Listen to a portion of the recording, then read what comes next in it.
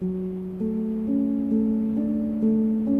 stood outside the tall glass building, staring at the name printed boldly across the front, Harrington and Company. My fingers gripped the strap of my handbag so tightly, I thought it might snap. The morning wind brushed against my neck, cold and sharp, but nothing compared to the chill running down my spine. 3 years. That's how long it had been since I'd seen him. Ethan Harrington. My ex. The one I hated so much, I couldn't say his name without my throat tightening. The one who broke me down and walked away like it meant nothing. The one I promised myself I would never forgive, never look back at, never think about again. And yet here I was, standing outside his company's headquarters, preparing for a job interview. "You're early," said a soft voice behind me. I turned quickly, startled. A young woman in a neat gray suit smiled and held a clipboard. "You're Olivia, right? Olivia Moore?" I nodded, trying to swallow the lump in my throat. "Yes, that's me." "Follow me then," she said, already turning around. Each step I took through those polished hallways felt like a betrayal. The marble floors clicked under my heels as I was led past offices and conference rooms, all filled with smart-looking people who probably had no idea their boss once begged me to marry him, or that I once found his secret phone hidden in the wardrobe with messages to another woman, or that he blamed me when I found out. Now I was here, pretending none of it happened. But I had a reason, a plan. The assistant stopped in front of a large double door and gave me a polite smile. "He'll see you now."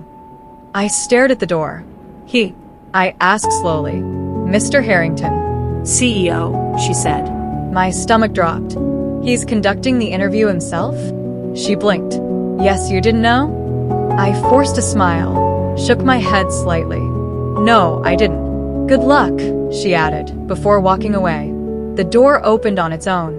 Someone inside had pressed a button. And then I saw him. Ethan. Tall, sharp-jawed, confident in that effortless way he always was. He sat behind a massive desk, dressed in black, with his eyes fixed directly on me like he'd been expecting me to walk through that door all along. "Olivia," he said, his voice low and smooth. "You're here." "I was invited for an interview," I replied, trying to keep my voice steady. Didn't know the boss himself would be waiting. He smiled. "Didn't you?" "No," I said. "And if I had, I wouldn't have come." He stood slowly, walked around the desk and leaned back against it, arms folded. "And yet you're here." I took a deep breath and sat down across from him. "Can we just get this over with?" He raised a brow. "I thought you hated me." "I do." "Then why apply for a job in my company?" That was the question, wasn't it? I met his gaze. "Because I'm not here for you.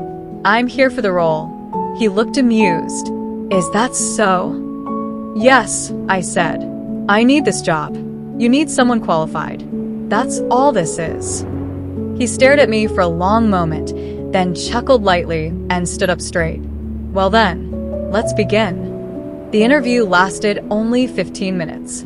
He asked all the standard questions, strengths, weaknesses, where I saw myself in 5 years. I answered like a robot. Cold, calculated, no emotion. I wanted him to see that I was different now. Stronger, colder. He walked me to the door afterwards. "You'll hear from us soon," he said. "I'm sure I will," I replied, with a small smirk. As I left the building, I knew exactly what I was doing. Yes, I'd taken a job in my ex's company. The ex I swore I'd never love again. But this time, I wasn't here to cry. I wasn't here to fight. I had a plan, and it started with getting that offer. What he didn't know was that I had something he wanted. And before this was all over, he would regret letting me walk back into his life. I wasn't expecting the call to come so soon. Just 2 days after that awkward interview with Ethan, I received the email. "We're pleased to offer you the role of communications strategist at Harrington and Company." I sat staring at the screen for several minutes, reading and rereading the words, my mind swirling. I had told myself I only came here to execute a plan, to play the game, to stay calm, cold. But now that the offer had landed so quickly, something inside me fluttered, a strange mix of victory and nerves. I took the job, of course. How could I not? This was the only way I could get close enough to make him pay for the lies, the betrayal, and the way he looked me dead in the eye 3 years ago and said, "You weren't enough."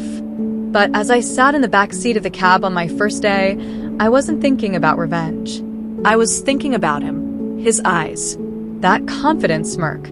The way he said my name like it was still his to say. I hated that it still affected me. The building hadn't changed. Same glass windows, same clean marble floors, same scent of lemon polish and ambition. But everything felt different now, because I was no longer a visitor. I was part of the machine. "Welcome, Miss Moore," the receptionist said with a polite smile. "You're on the 15th floor, office 1503. I stepped into the lift and exhaled sharply, watching the numbers climb. With every floor, my heart pounded harder. I wasn't just nervous. I was annoyed at myself, because underneath all the plans and pain, my chest still buzzed at the thought of seeing him. It wasn't fair. Why did my traitorous heart still flutter at the sound of his name? The lift doors opened. Olivia. There it was. His voice. He was standing right there, like he'd been waiting for me. My heart did that annoying flip thing again, but I kept my face neutral. "Ethan," I said, nodding. "You're early. You sound surprised." "Not at all," he said with a half smile. "You've always been punctual." He walked beside me down the corridor. The hallway was lined with glass walls, giving a full view into different departments. It was modern, stylish, intimidating. "This way," he said, opening a frosted door that led into a private office. My office. It was perfect. Clean desk, large window, fully equipped. But before I could settle in, Ethan turned to me and said something I didn't expect. "You'll be reporting directly to me." I blinked. "What?" "Your communications strategist. I oversee that department. All your reports come to me." "Is that standard?" I asked, narrowing my eyes. He shrugged. "For someone with your history, I'd say it makes sense." There it was, the jab. I folded my arms. "You mean my history with you?" "I mean your passion," he said coolly. "Your work is strong, but you can be impulsive." My jaw clenched. I wasn't going to let him provoke me. "Fine," I said. "But don't think working under you means I'll be crawling back." He laughed softly. I wouldn't dare hope for that. He left me in the office with my thoughts swirling. The first few days were a blur of meetings, emails, and endless smiles from colleagues trying to figure out who the new girl was. I kept it professional, polite, even warm. I needed them to like me.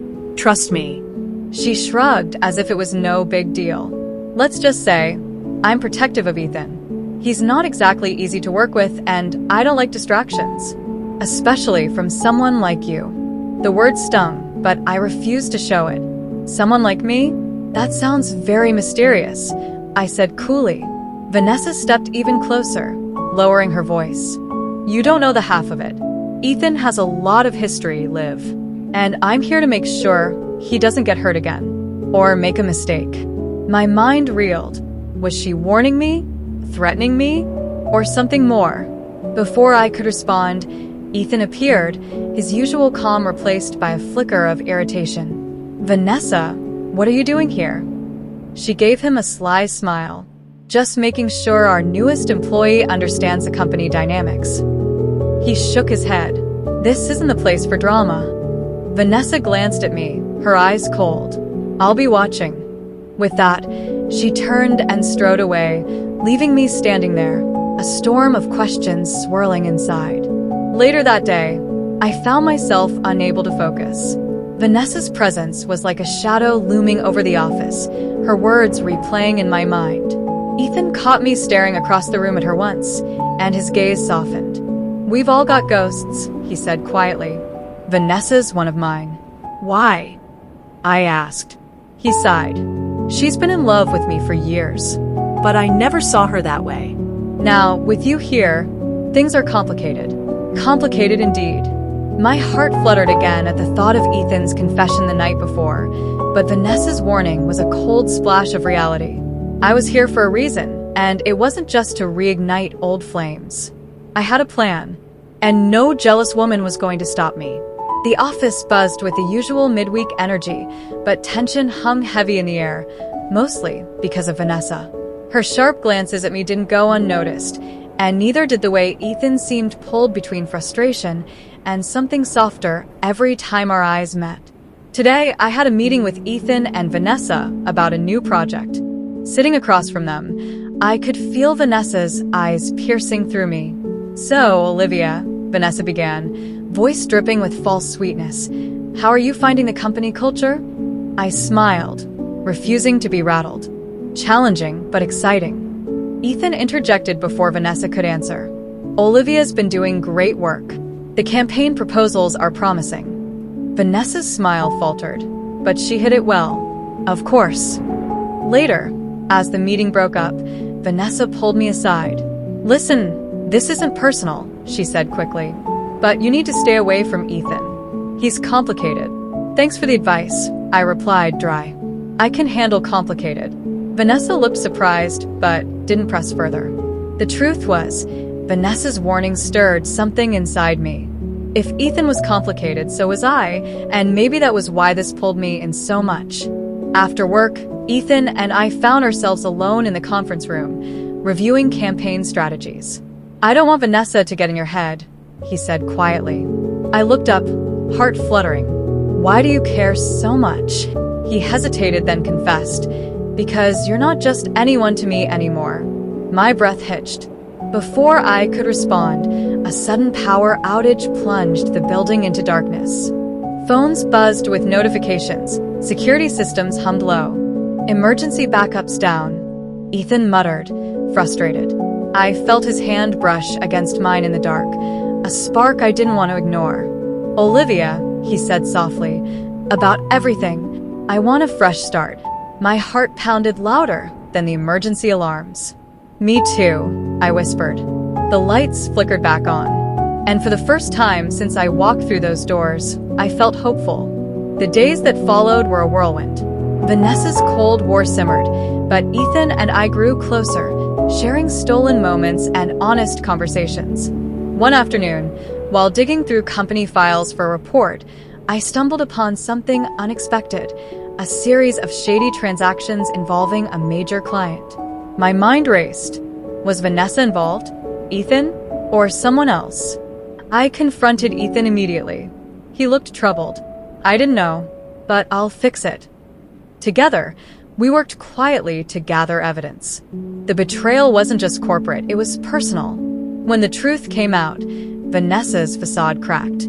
"I only wanted to protect him," she admitted bitterly. Ethan shook his head. "By hiding the truth, you almost destroyed everything." In that moment, I realized my plan to get revenge on Ethan no longer mattered, because what I felt for him now was real. At the company's annual gala, Ethan took my hand before the crowd. "Olivia," he said, voice steady, "you came back with a plan, but you gave me something better, hope." The room fell silent. He smiled. "Will you give us a chance?" Tears blurred my vision. "Yes," I whispered. As we embraced, the past finally faded, and a new story began, one written by both of us. The days that followed were a whirlwind. Vanessa's Cold War simmered, but Ethan and I grew close,